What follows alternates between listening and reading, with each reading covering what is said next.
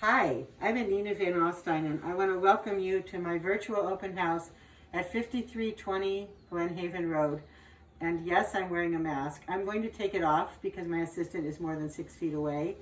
But I want to tell you that marketing property during the age of COVID is a different experience, and we are using every virtual tool possible to make sure that everyone gets to see our listings in the best possible light.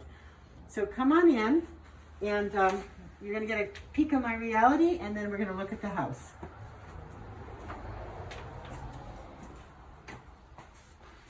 So before we go there, I just want to show you, every time we show a house, everything has to be sanitized. People have to sign in. There's a very specific protocol to keep people safe. Now Julia's going to walk away, and I'm going to take off my mask. Hi. So this amazing house was built in 1971. Dorothy DeLacy was the first owner, and she commissioned a famous landscape architect to do the design, integrating the inside of the house with the land. The redwood paneling on the inside was hand-picked. It's still the original paneling. My client was the second owner, and he has preserved everything in the original style as much as possible. He did, however, go for energy efficiency, and he took off the original wood ceiling, insulated, and then replaced the wood ceiling below it. He also did an on-demand water heater that serves the radiant heat and the normal water usage. The kitchen is just a delight.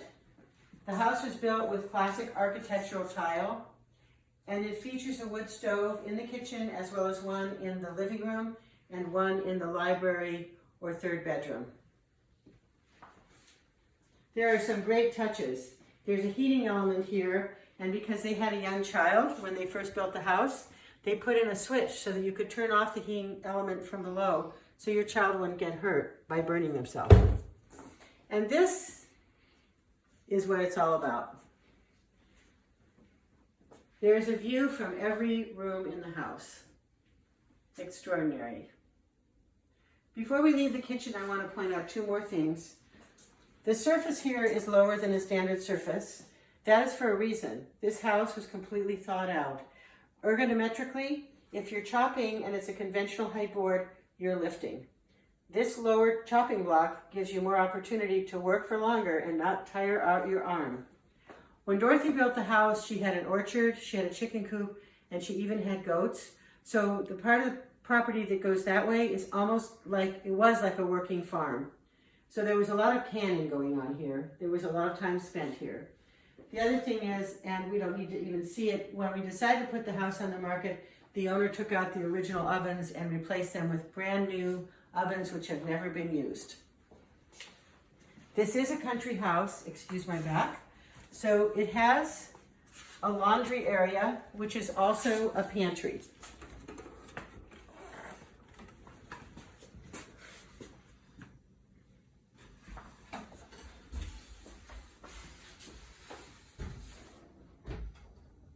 And I love the colors, so fun.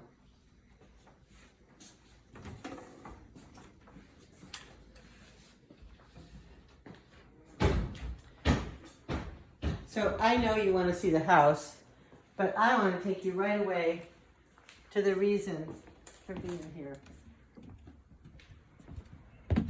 Here we are. We're less than 3 miles to Capitola Village and the freeway, and we feel like we're just located in the middle of nowhere. That ridge over there is the ridge below Fairway Drive. It's in timber preserve zone. It's not a buildable ridge. So this is the view that you get. What a great place to entertain.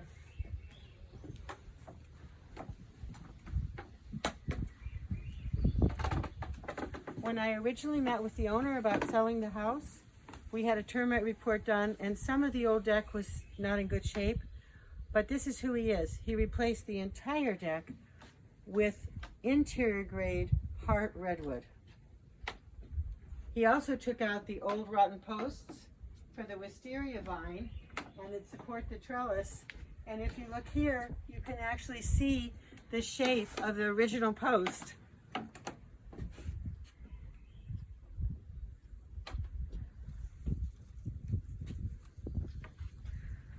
If you look out this way, you can see the orchard. There is a persimmon tree, a quince tree, a peach tree, a nectarine tree, a couple of citrus trees, and then over past where we can see right now, there's an old chicken coop and some raised beds. Down below, there's an old redwood tree, which is a reminder of the heritage of this valley, because the valley of Glen Haven Road was pretty much clear cut during the gold rush to build the big mansions in San Francisco. So all the growth over there on that ridge is second and third growth. Now we can go in the house. This cactus tree, by the way, is at least 50 years old. And when Eli rebuilt the deck, he took the better deck boards that survived and he had them build movable benches and also rebuild the trolley for the cactus and put casters on it so you can move it around. He really thought of everything.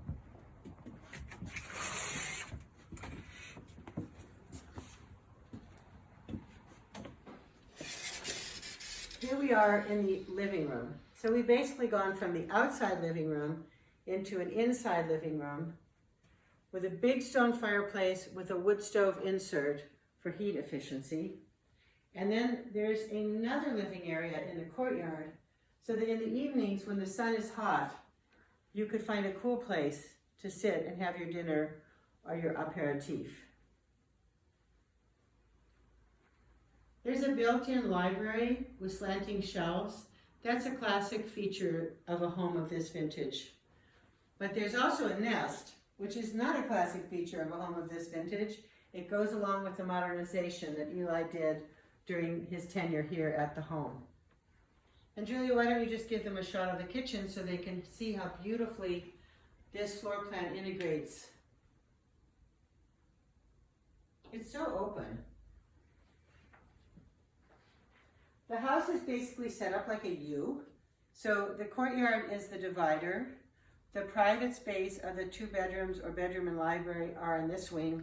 And then there's a separate wing that way with a bedroom and bath. And then the garage is right next to that.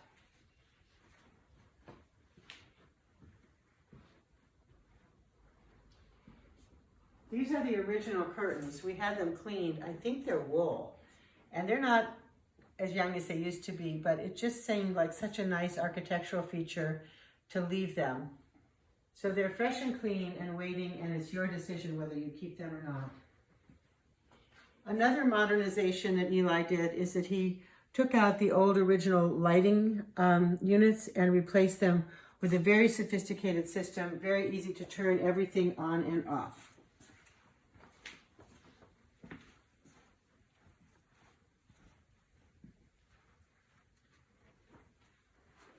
Here we are in the master bedroom, and I'm going to trade places with Julia because really you have to see what you see from the bed if you're waking up in the morning and you're having your coffee. There's a whole bunch of built-in bookshelves. There are built-in drawers. The idea with this design is that you wouldn't have to bring extra furniture in. The bed is even built in.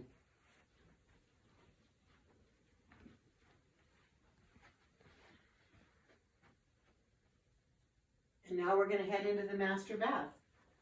By the way, storage space, there's a closet here, and then there are 3 closets in the master bath, including a closet with movable shoe shelves. And even above the closets, there's more storage space.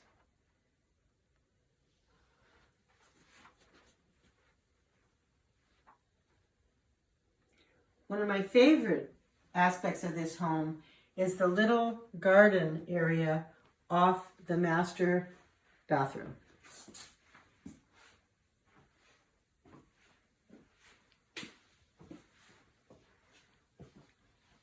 And again, there's that beautiful architectural tile, the vintage tile throughout.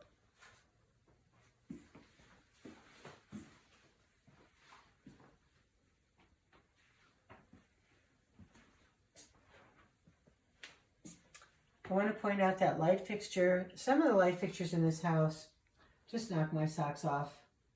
original vintage, so simple and so elegant. And now we're in what was the third bedroom. It shows on the county records as 3 bedrooms, but someone in their infinite wisdom, I think it was Dorothy in her later years, took out the closet and built in a set of cabinets with a wet bar. And it's kind of a surprise wet bar because you can actually drop this down and you would just never know that there was a party waiting to happen. This room also has a wood stove. The owner warned me that if you light any of these wood stoves and get them going, they heat pretty much the whole house, or at least this end. So he said people shouldn't turn them all on at once because it'll be really warm. These are all built-in bookshelves. You can tell it's a house for reading and sitting and entertaining and then gardening. There's the persimmon tree right out the window. We're going to cut the view of the garden short, and we're going to go through the courtyard to the wing that has the other bedroom and the garage. And by the way, when I say we're cutting it short, if you want to call me and you want a private virtual tour like this, please feel free. 831-818-0735. I would be so happy to spend time with you like I did on the virtual open house and actually answer questions.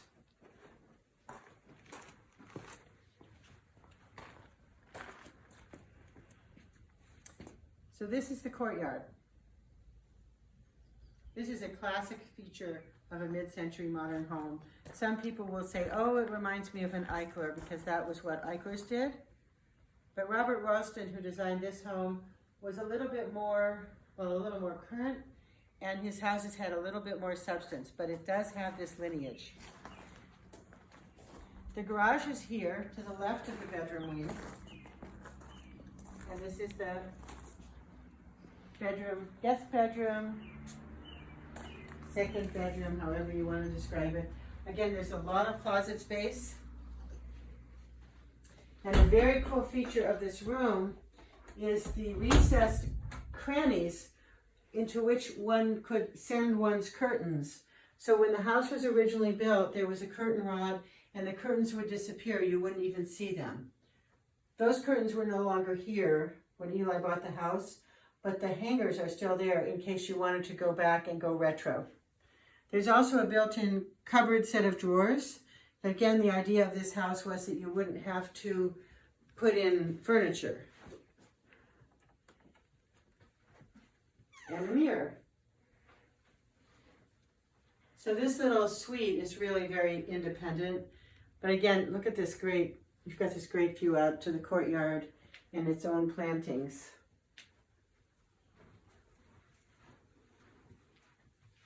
And now we're coming to the guest bath, hall bath. It is also a full bathroom with a tub and shower. And we've basically come full circle to the entryway. I hope you enjoyed your tour of 5320 Glen Haven Road. And we also have the full-on public virtual open house we held. So if you want to see what that looks like, if you're thinking about selling, I can send that to you as well. Thank you so much for coming, and I hope that you and your real estate life, I hope everything goes great for you. Now is a great time to be buying or selling real estate in Santa Cruz County. Thanks for visiting. I'm Anina Van Alstyne, and I hope to see you soon.